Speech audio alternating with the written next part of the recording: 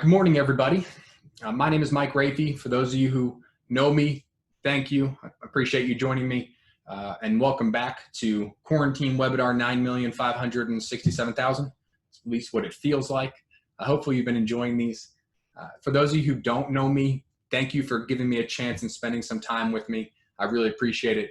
We've got a topic today that I think will be pretty fun and exciting. It's closing statements.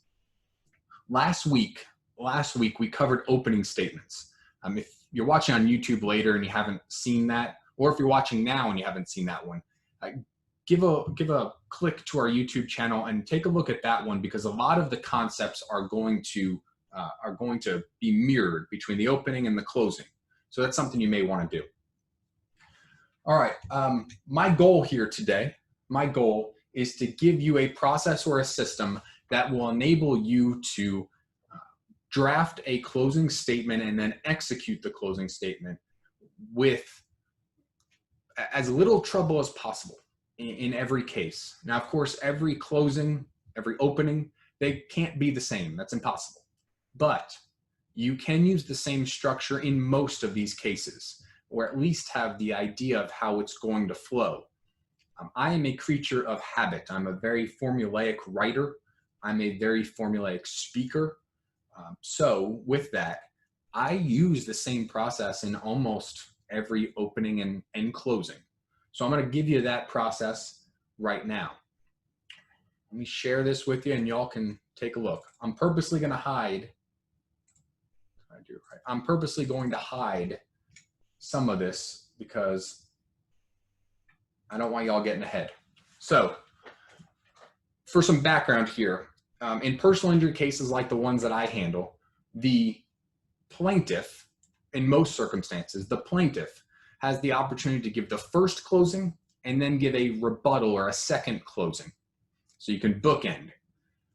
You can only do that if the defense puts up a piece of evidence or a witness. So I want you to think about, and especially in some of your smaller car crash cases with admitted liability, I want you to be thinking about ways during your case that you can force the defendant to put something into evidence. Maybe it's you don't put all of your client's medical records or bills, you force them to put some other ones in. Maybe it's you don't put in some pictures that are helpful for the defense and they put them in. But I would encourage you to win your case during the trial, during the witnesses, and not lose things, not lose advantages you have just to have the second closing. To me, and I know there's disagreement about this, to me, having the right evidence and the right witnesses in the right order that you want during your case in chief is more important than having your second closing. But it is pretty standard to have the first close and the second close. So I'm going to walk you through the standard first close, then a standard second closing. So you can see here at the bottom of the screen, I know I'm hiding some of this from y'all, so forgive me. The first thing I want you to do, or the first thing that I do, is I thank the jurors.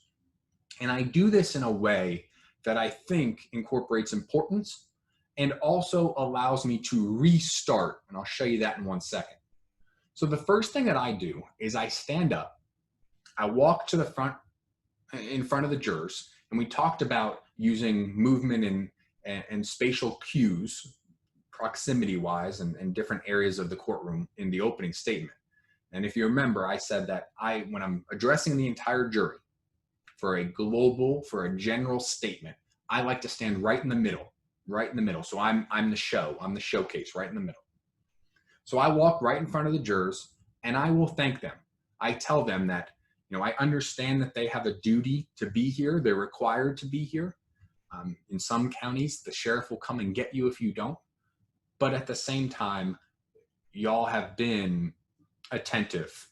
You have clearly cared. You have paid attention. You've taken notes, whatever it is that I can do to compliment them. And it's really short. It's 30 seconds. After I get done thanking them, I want to then turn their attention to the case. And I want that to be a hard change.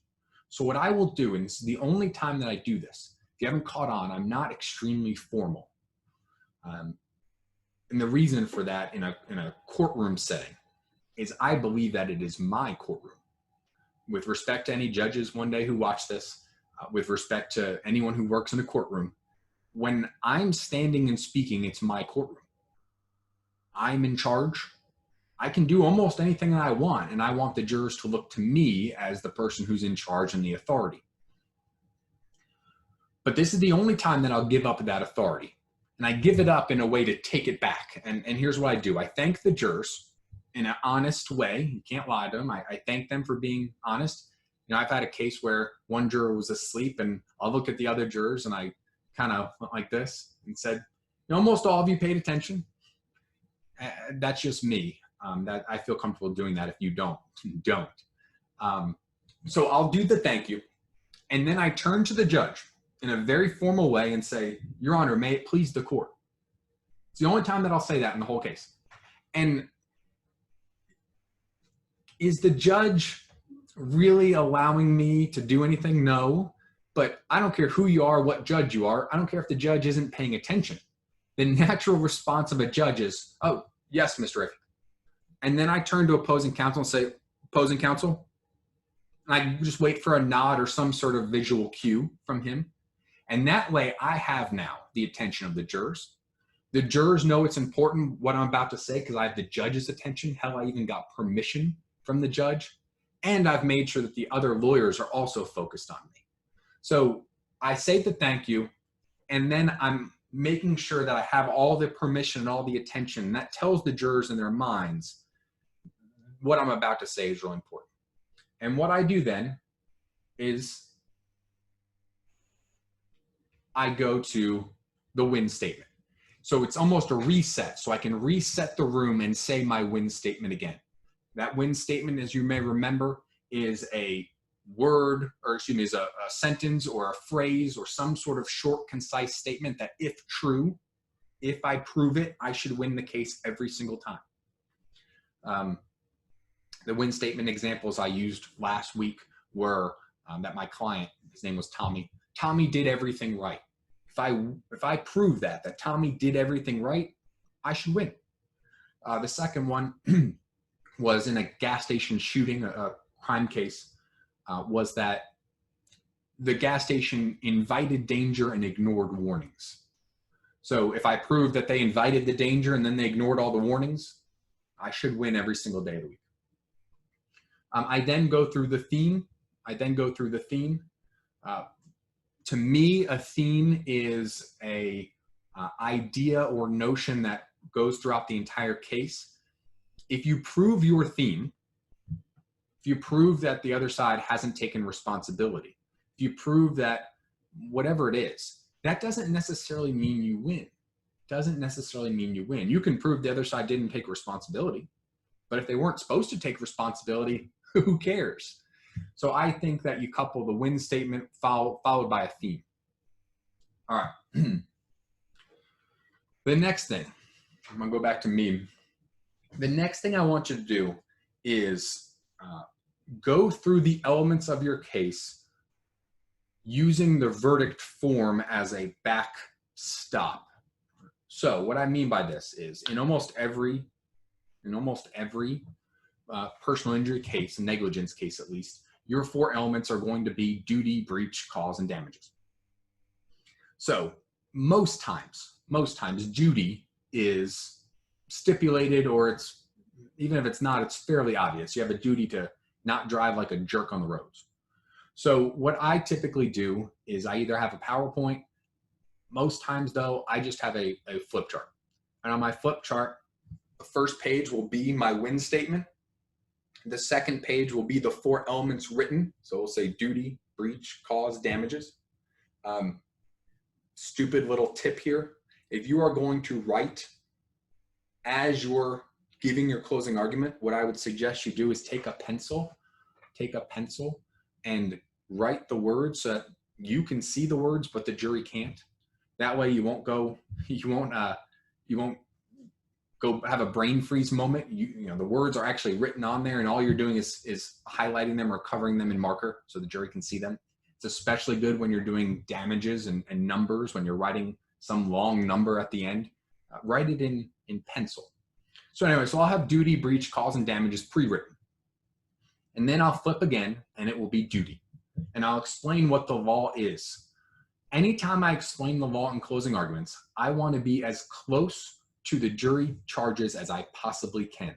In fact, I might be able to read them, or I might have a whiteboard, a blow up of the jury charge, because I want the jurors, when they hear the jury charges, to say, oh, that's what Mike said it would be. Of course, the jurors don't know. Of course, the jurors don't, Of course, the jurors don't know that, that the lawyers write the jury charges. They don't know that you know what they are already. So from that, you can look like an expert just by reading what you know is already going to happen. So you have the first slide or first chart, whatever you use, of duty. And you explain to the jury, here's what the law is. And you're coming pretty close to reading, if not exactly, reading exactly what the jury charge is going to be. I want you then to explain it in English. Because I'll be honest, sometimes I read the jury charges and I don't know what they say. First, the charge for foreseeability, it's tough to follow. But after you explain to the jury what the standard is, what the law is on that topic, then explain to them how you met it. Explain to them how you met it. And if necessary, tell the other side, tell the jury why the other side's argument is wrong. You typically don't have that with duty. Typically, it's going to be something like, y'all know that you drive on the roads and you have a duty to be responsible while driving, to make sure that you follow the laws, and to not put other people in danger. Here, though, the defendant made an improper left turn. That's your transition into breach. So after you get done with duty, what you're going to do, I use a different color marker. I'll write in black and then typically have a green marker, and I check duty. So thinking about this visually, I've got the win statement on the first slide. Flip it over. I've got duty, breach, cause, damages. Flip it over. I've got duty, and I've written what the duty is. Okay, duty, be reasonable, follow laws. I then flip it, and I'm back to duty, breach, cause, damages. And now I'm crossing off, I'm checking duty. So I've just proven 1/4 of my case, okay? I flip again, and now I'm at breach. For the breach, again, I'm telling the jury, here's what the law is. I'm tracking the jury charges as best as I can. And then I'm explaining to them in basic English, which, by the way, basic English, a breach is, you're supposed to be a reasonable person. You're supposed to do something or not do something that's reasonable. And when you don't do that, you breach, you break, you violate the duty. So if you act like a shithead, you probably breached a duty. Can't say exactly that to the jury, but you can say if you act unreasonable, if you act like a jerk, if you don't follow the law. Now you want to go into how you've met everything. And let me share this with you again.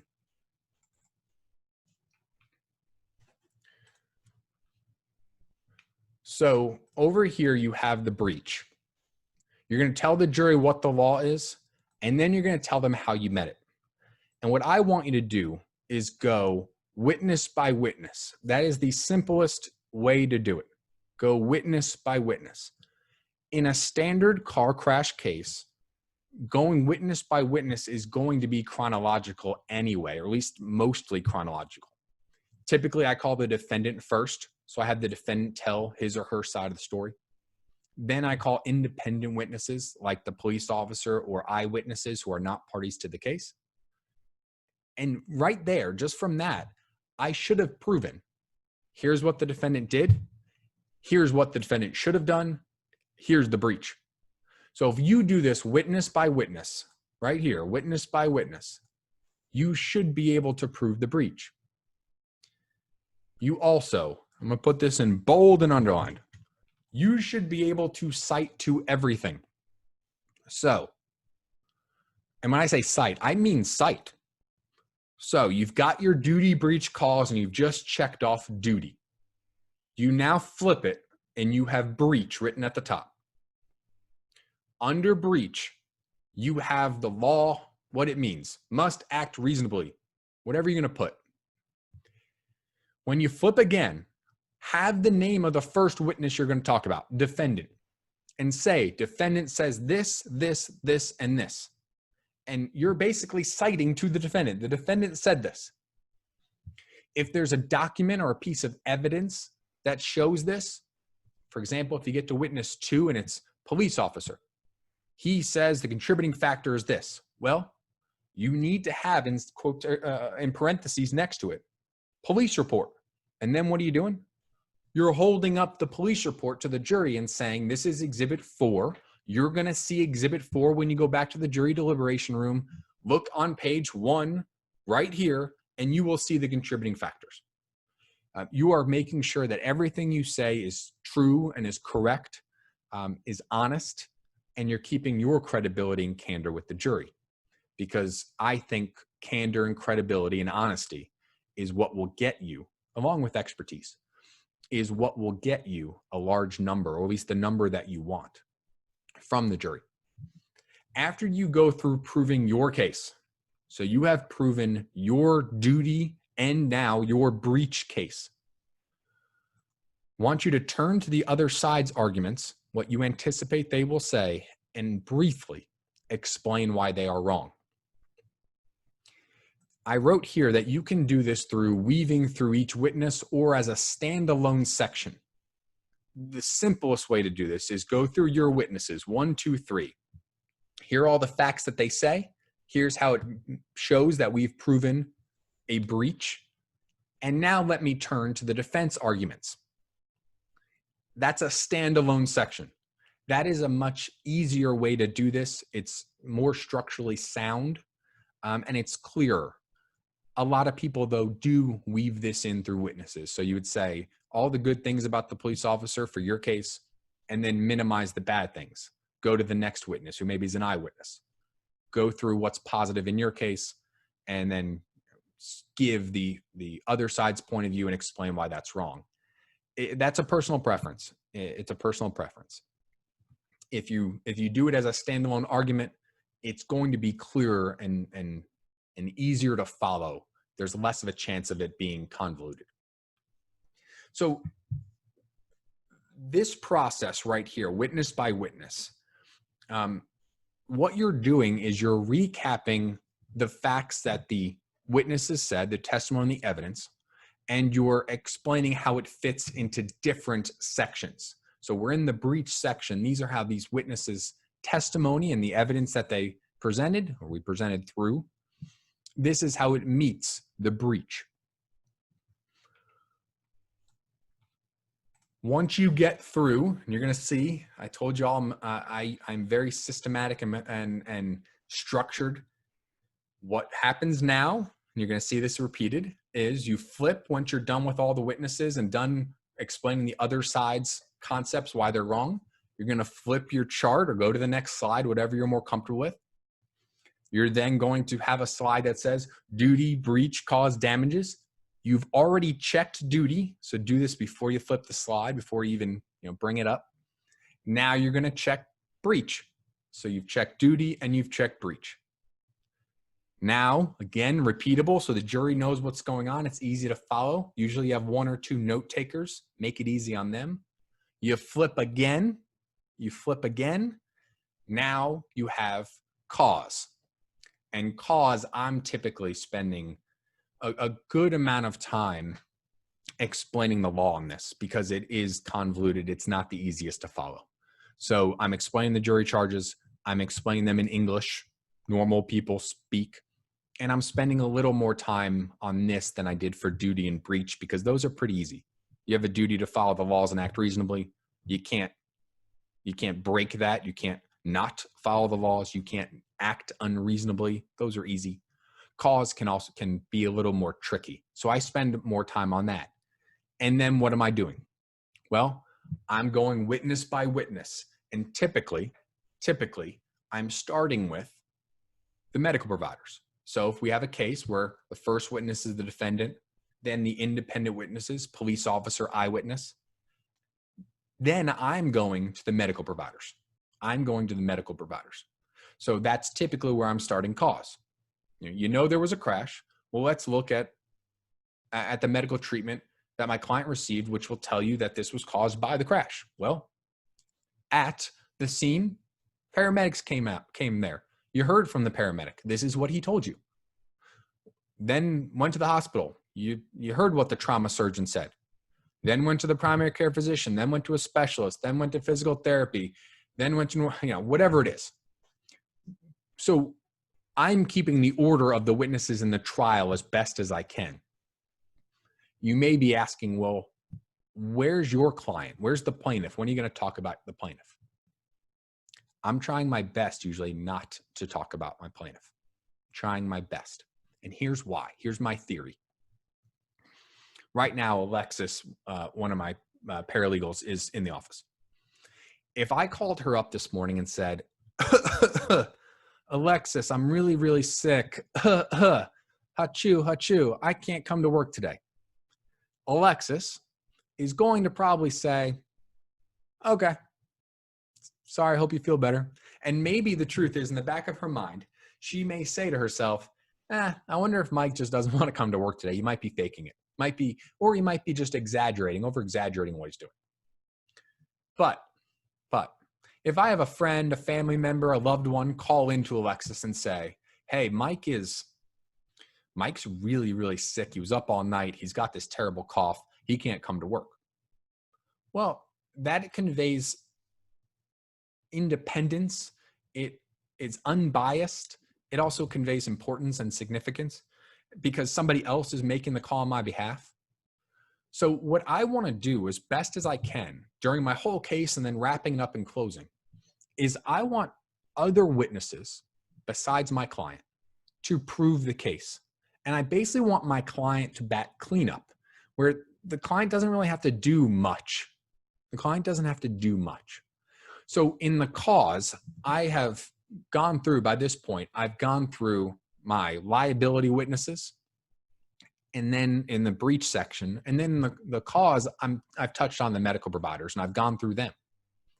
So by the time I'm done with duty, breach, and cause, and this is mirrored from the trial, by the time I'm done with the fact witnesses and then the medical witnesses, I should have proven duty, breach, and cause, and that there were damages, the extent of which I haven't proven yet. So my client doesn't really have to be involved. And that's true whether you have a good client or a bad client. Once you get done with the cause of proving it, you're going to follow the same setup. You're going to then go into the defense case, and you're going to explain to the jury why the defense case is wrong. Why the defense case is wrong. And typically, if you have a case with pre-existing injuries, or if you have a case with somebody who, they're saying was hurt before, what you want to point to, the most logical thing to me to prove causation, is you want testimony from friends, family, loved ones, coworkers, whoever that is in your client's life, to say, hey, for the years leading up to, or however long, leading up to this crash, Tony was fine. When Tony's wife maybe testifies, when Tony got in the car that morning, and heck, before Tony got in the car that morning, he got up, we had sex, he took a shower, he ate breakfast, he played on rolled around the floor with the kids, and then he got in his car to go to work. Well, what did the jury just learn from that? That Tony wasn't hurt beforehand. Well, then Tony gets in the crash. And even though Tony had a back surgery 10 years ago, he hadn't been hurting. He gets in this crash. He's now hurting again. So I think that's one of the best ways to explain cause and to draw a line in the sand of, well, here's what Tony was doing before the crash, and here's what Tony's doing after. Now I'm going to get back to the idea in a bit of some common themes and common ideas you can use in your closing arguments to really show this. So now, you all know what I'm going to say, but I'll say it. You flip your chart. Now you have duty, breach, cause, damages written again. Duty and breach are checked off. You're going to take your green marker, whatever color you want to use, and you're going to check off cause. Now you've proven the first three elements, and it's time for damages. In the first closing, what I want to do for damages is I want to tell the jury What are the damages? I just want to explain the injuries, and I want to do it in a factual way, a purely factual way. So you heard from the paramedic that Tony's leg was broken. Tony, broken leg. On my flip chart, I've written Tony, broken leg. You heard from the paramedics that Tony also was in intense pain and screaming. Intense pain, screaming. You heard from the trauma surgeon that Tony had a hurt, they had to do immediate back surgery because of this.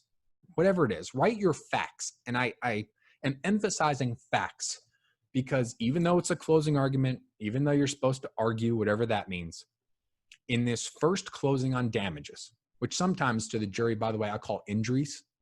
I like injuries better than damages. But in this first closing, I just want to give the jury the facts for damages. I've argued breach and cause. Duty, again, is usually pretty easy to dispose of. I've argued breach and cause. I've compared and contrasted the witnesses. This person says this. You should believe this person because they were closer to the scene or whatever. But when I go to damages, I want it to be very factual. And I want to give the jury a list of all of the symptoms and all of the ways that my client was injured. And then I want to put the burden on the defense somehow. So if the issue in the case is causation, I want to ask the defense, be careful. If you're going to ask a question, it can't be answered, or at least it can't be answered in a way that would hurt you. So I want to ask the defense maybe, why the heck was Tony able to do all that stuff the morning of the crash? Why had Tony not taken a sick day for 2 years leading up to the crash? Why had Tony built his own deck on the back of the house? How did he do all that if you're saying he's been injured for the last 10 years? So I want to present a question or something. If I don't have some specific factual question, I want to tell the jury, I would tell them, I'm very excited to hear from the defense how much they think this case is worth. The defense is about to come up right after I get done with this closing, which I'm very close to. And I'm very interested to hear what amount of money the defense believes that Tony is entitled to. They're not going to give you a number. They're not going to give you a number. If they do, it's going to be really low. So put it on them. I want the defense to either be put in a tough spot where they have to do something that they don't really want to do, or that I've asked them to do something, they don't do it, and then I can use that against them. Like, how dare them? They don't even give a number. And by the way, if they don't give a number, who then is the expert or the authority in the room? I am / you are, because you're the only one telling the jury the number. So I want to ask the defense through my first closing to do something, answer a question, tell the jury how much damages should be, tell the jury how to compute damages, which we all know is an impossible task, although we do it. So ask the defense during the closing. I'm sure these folks over here are going to tell you how they think you should compute damages. When I get back up, I'll tell you how we believe that you should compute damages. Maybe we'll be the same, and that'll be easy. Maybe we won't be. But they need to tell you how they're going to compute damages and how this all should play out. And they're not going to. You're then ending with the theme and the win statement. The theme and the win statement. As you've heard throughout this entire case, this case is about responsibility. This case is about choices. This case is about whatever it is. And as a result, through this whole case, you've seen that Tony, whoever, was doing everything right, that whatever your win statement is. As you're doing this, you're ending again with how you started, which is you're ending with your win statement. So your first slide and your last slide.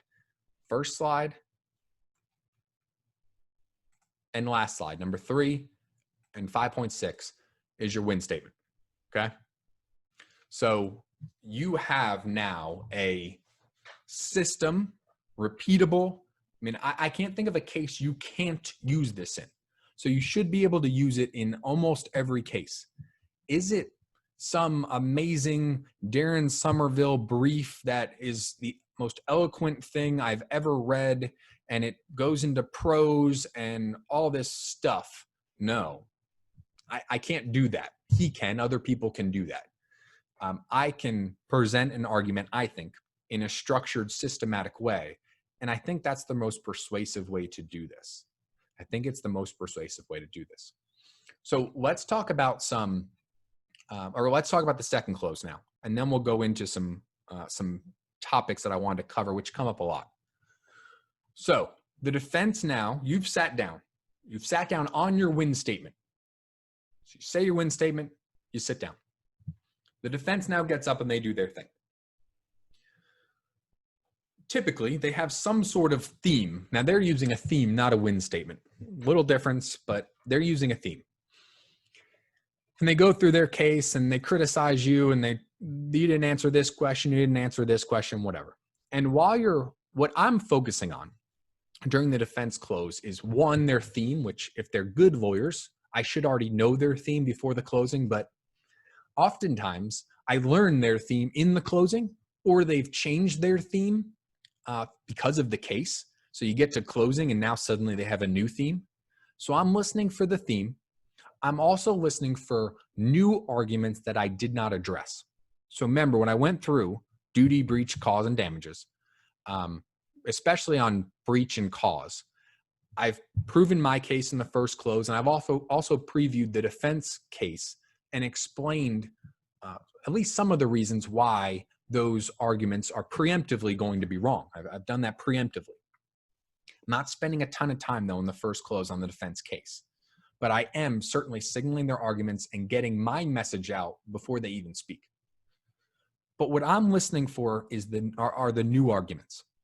So things that I didn't address in my first close, I want to have a list of those. So, if there's 10 things that they say that I didn't address, well, 5 of them are nonsense. I don't need to address them. 3 are pretty important. 2 are kind of important. And I'm prioritizing as I listen. And then the last thing that I'm listening for is whatever I charged the defense with doing, whether it was coming up with a computation for damages, a system, whether it's answering a question. I think I told this on the last webinar, maybe. I asked Hilliard Castilla some questions in a closing in Clayton County. And I wrote these 3 questions. And he gets up and first thing he does is grab the marker and walks over to the whiteboard. And I'm like, holy shit, he's going to answer the questions. And he looks at me and he gives me the, I'm going to answer your questions look. And I'm like, shit. And what he really did is he walks over and he crosses off the questions and says, I was born at night and I wasn't born last night. And I'm not going to answer these questions. They're unfair. And that proves my point. But I'm listening for the answers to those questions, or I'm listening for an admission from them that they can't answer them. And they have to be important, real questions. So those are the 3 things that I'm listening for during the closing of the defense. I'm listening for their theme. I'm listening for new arguments that I hadn't already addressed with the jury. So that way I can counteract them if important, if significant enough. And I'm listening to find out if they've answered my questions, if they were successful in doing that. So they now sit down. Your turn to stand back up. So you stand back up. And here's the process that I will recommend to you. Closing 2. The first thing you're going to do is you are going to start with their theme. So they say some nonsense theme. What you need to do is stand up and say, the defense says that this case is about blah. That's not what this case is about. Here's why. And you're flipping it.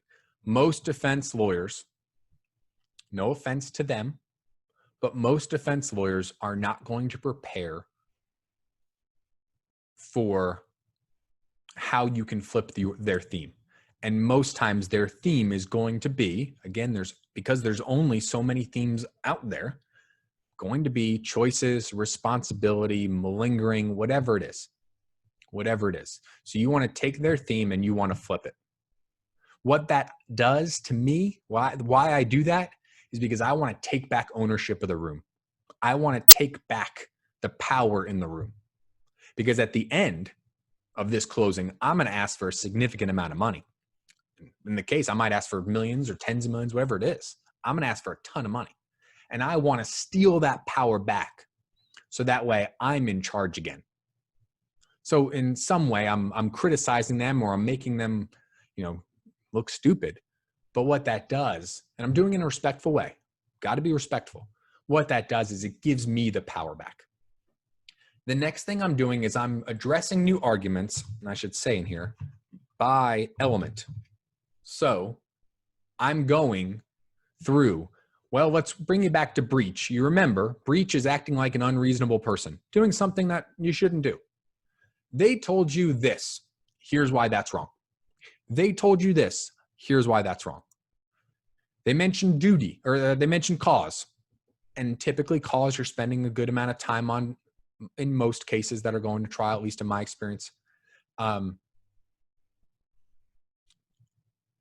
And when you get done with this section, you're going to summarize. Now, I don't want you, and I don't think you should, I don't think the jury wants you to summarize every point again. You're not going to give another closing. You just want to summarize and say, we've proven to you there was a duty. Here's the duty. We met that element. We showed you that there was a breach. She didn't act reasonably. You can see that here. It's a one sentence thing. It's boiling it down as tight as you can get it, as concisely as you can get it. And then cause. And you want to do that as much as you can. So in the first 5, 10 tops minutes, you've flipped their theme. You've addressed new arguments. And I can't stress new arguments enough. You don't need to rehash everything you said. You're going to address their new arguments. I would suggest you address the ones that give you danger or give you pause. You have to do that. And then I would take 1, maybe 2 ridiculous arguments and use that to show that they're really reaching, hey, they told you this. That's so ridiculous. Here's why. So you have flipped, addressed new arguments, and you've summarized your case up through cause. Now comes the meat of your case, so the meat of your second closing, which is the damages section. If you haven't watched the damages webinars that I've done, we have part 1 and part 2. I'd encourage you to do that. One of those has like 200 views or something like that, maybe more. So seems like folks like that. But this is where you're going to make your money. Now,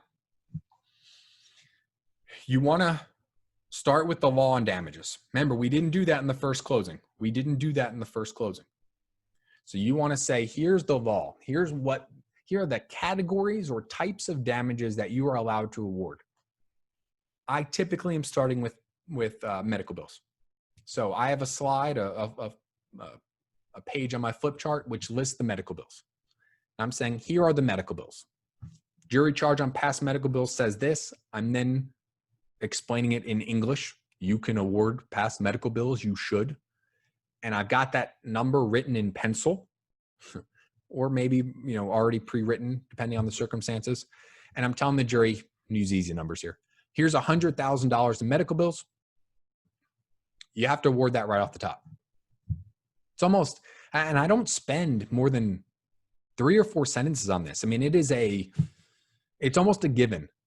I say to the jury, this crash caused injuries. Injuries had to be treated with medical treatment, and that medical treatment costs money. Here's the amount. You got to give that money. Now, let's talk about the more difficult stuff. And I want to walk through then how the injuries have affected the client's life. I didn't do this in the first close.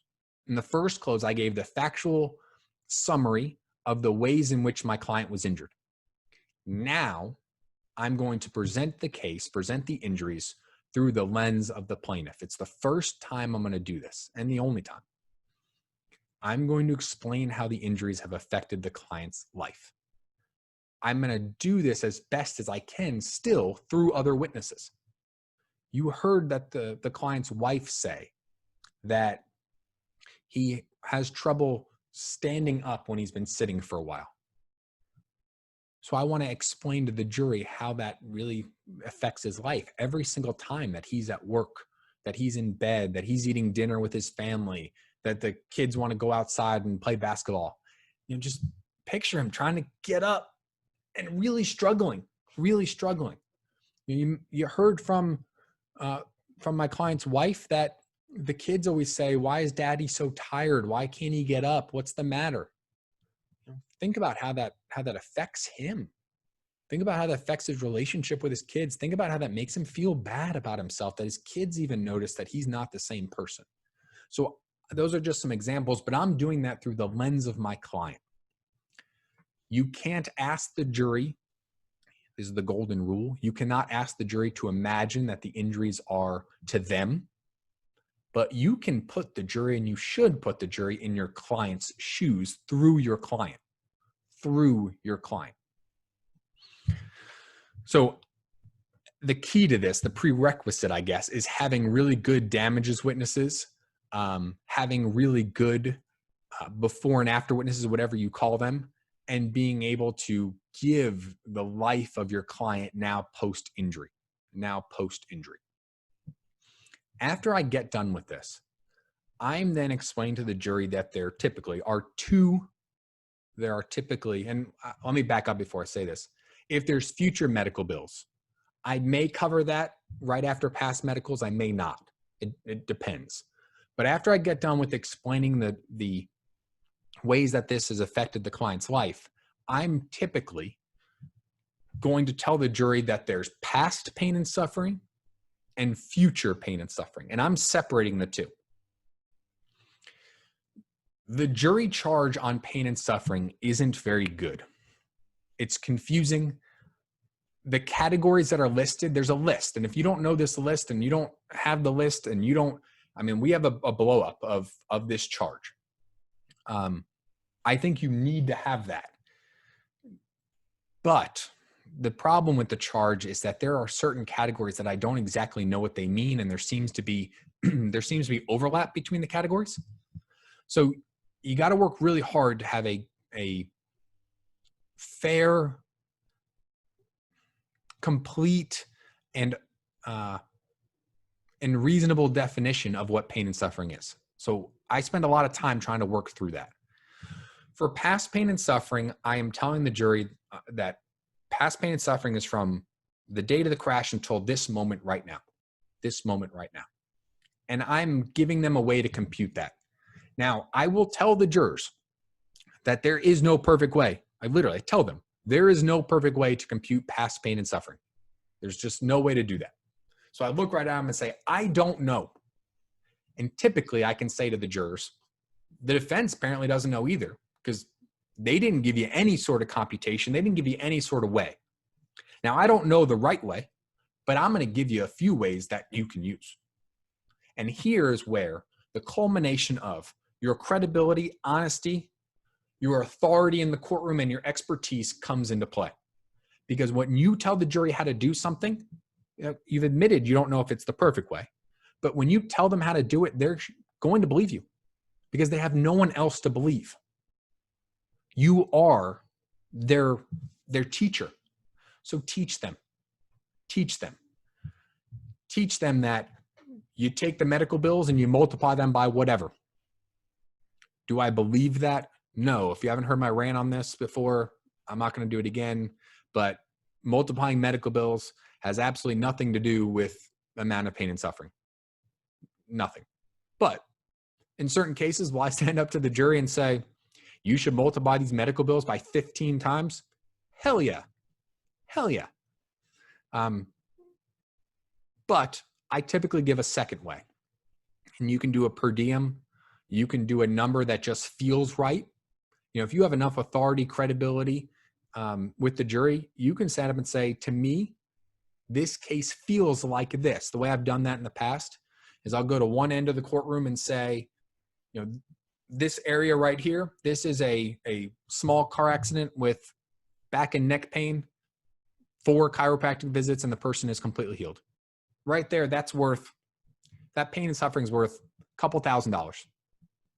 Then I walk to the other end of the courtroom and I say, and I've been outside the courtroom before, I'll yell out, this is the pain and suffering for someone who has been killed, has permanent brain functioning that affects their daily life, is paralyzed, the worst of the worst. That's millions and millions and millions and millions or tens of millions of dollars.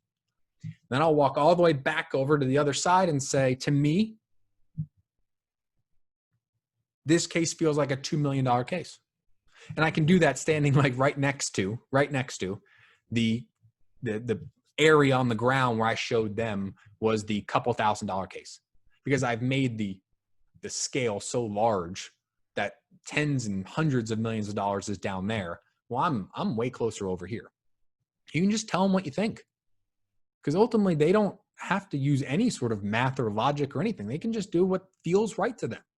And that is what you're asking the jury to do. Do what you think is right. In terms of a per diem, you can do it that way.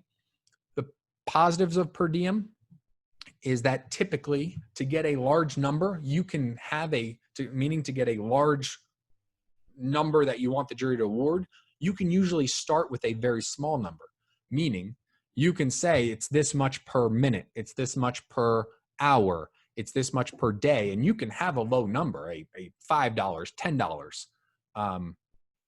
That doesn't seem like a lot, but if you multiply that by however many days or weeks or months or whatever it is, that's going to become a large amount. So you can do that.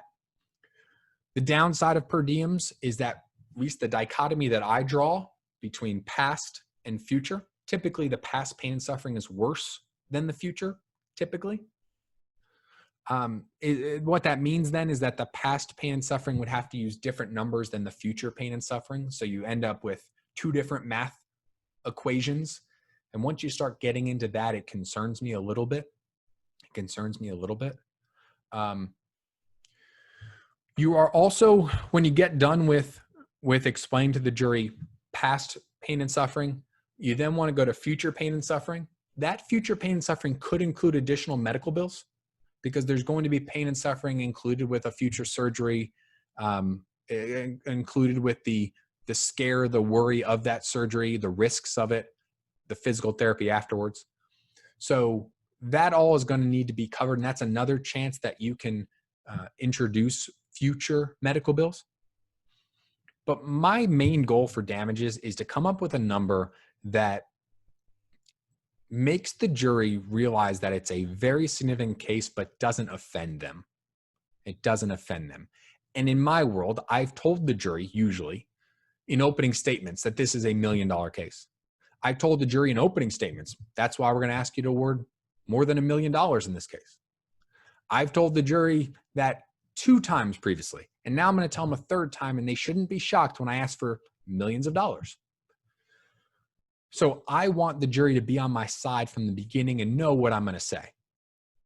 And when I add up my numbers, whether it's medical bills, past medicals, pain and suffering, whether that's grouped together for past and future or grouped separately, up to you, any future medical bills, I'm adding those up and I'm getting the number. Once I do that math, I'm turning to the verdict form. And in the verdict form, the actual verdict form, and I should have printed one. I didn't. Sorry about that. I am putting the verdict form up on an Elmo, and I am writing in exactly what I want the jury to do. Remember, I'm the teacher. I'm teaching them how to do this. So the first question is, who is at fault? Well, obviously, you are going to check that the defendant is responsible. You're going to find in favor of the plaintiff, whatever the verdict form, however it's worded. Well, your second question is, maybe you have apportionment. You deal with that. 0 to your client, 100% on the defendant. Now it's going to ask you how much money you should award or how much money the injuries are. And you need to stress over and over and over that they need to put the entire amount. Don't if they're going to apportion any fault to your client, don't pre-subtract that out. Do not pre-subtract that out. They need to put the entire value on there no matter what. And you're going to write the number you want them to do. And you can write a specific number. You can write a range. So then you're going to hold up the verdict form either on the Elmo or in front of them and say, this is what your verdict form should look like. This is what your verdict form should look like. You can cross off. You could also use the verdict form once you get done with duty, breach, and cause in the first closing. And you can cross off on the verdict form the first question: who's at fault? Who are you going to find in favor of? So you can do that in the first closing. I guess that's probably a better way to do this, because then you're the first person to introduce the verdict form, not the defense. So I'd recommend you do that. The last thing that I'm going to tell you to do is empower the jury. Empower the jury. This is your classic, TV, movie, lawyer thing, where you're going to say to the jury that that they have tremendous power, that you trust them. I always tell the jurors, I trust you, and my client does too. My client's been being screwed over for 3 years. He's been screwed over so bad that, no offense to y'all, but he decided to come here and trust 12 strangers to make this really important decision in his life. And he trusts you. He's counting on you. He knows you're going to do the right thing, because you are going to do the right thing, not just for him, but for yourself. Because if you do what you believe is right, we're confident, we're sure that you'll treat him right. I was actually talking about this with Chris Stokes in my office yesterday. You'll see a lot of motions in limine that say, from the defense, that say you cannot say a send a message argument. They try to exclude send a message arguments. You can send a message. You can send a message, and you can ask the jury to send a message to the parties in the courtroom. So if the defendant hasn't taken responsibility, you can tell the jury, send a message to this defendant, make him or her take responsibility. You can do that. You cannot send a message to the greater public or the world or whoever else. You can't do that. So when you see that motion limine, or if you ever have trouble with that, you can send a message to the parties in the courtroom. You can't send a message outside the courtroom. After you get done empowering the jury, you're going to end with your theme, which is usually going to tie into your empowerment. I mean, those should be based on each other. And you're going to end with the win statement. I'm always ending with my win statement. And I tell the jury typically, and the last time I say it, the reason I've been repeating this is because I believe that this is true. And since this is true, you should find for us, and you should give this amount. So that is your structure. That is your structure. I want to go through a couple of discrete issues that I see a lot. And I'm going to try out this thing. This is the whiteboard feature, apparently. A lot of times I will, the defense will only have one expert or something who will say that the client is faking the injury, malingering, or over-exaggerating, or not really injured at all, whatever it is. So I will do this oftentimes. Imagine this is a whiteboard. I will draw a line down the middle of it, and I will list on one side the plaintiff witnesses and on one side the defense witness. So this issue, it goes to, who are you going to believe about whether the plaintiff is really hurt? Here, I'm going to put witness 1, which may be the defendant, by the way. I'm going to put witness 2, who may be the cop. I'm going to put witness all the way down to however many witnesses I have. And I'm going to go through each witness, and I'm going to say the defendant says that after the crash, my client was holding his back and he was injured. The paramedic said my client was crying in pain.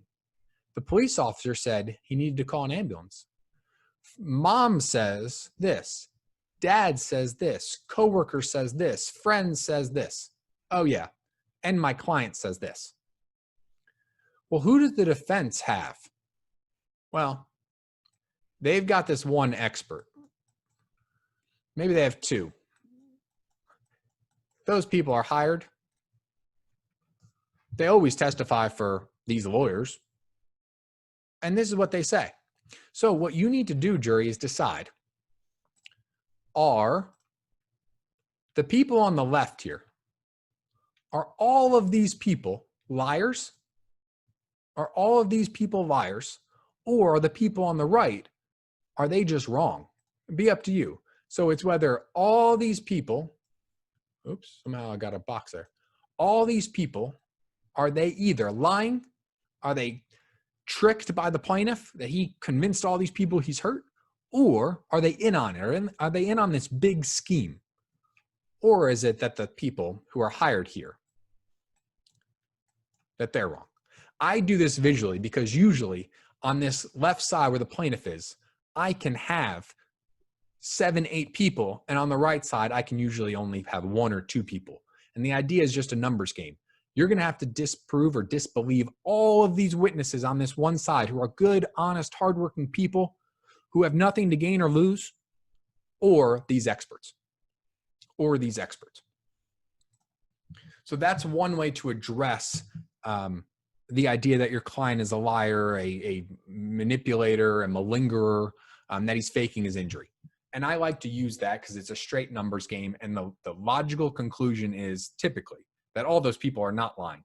These experts, they have reasons to say what they're saying and they're wrong. I talked to you about incorporating the jury charges. I also would encourage you to not attack the lawyers or the defendant if you can. Let the jury, give the jury the facts that they need in order to feel certain ways about whether it's the defense lawyer, but really should be about the defendant. But you don't need to go that next sentence and really spell it out that, oh, they are not telling the truth. I think you want to come up right up to that point and then stop and let the jury conclude that.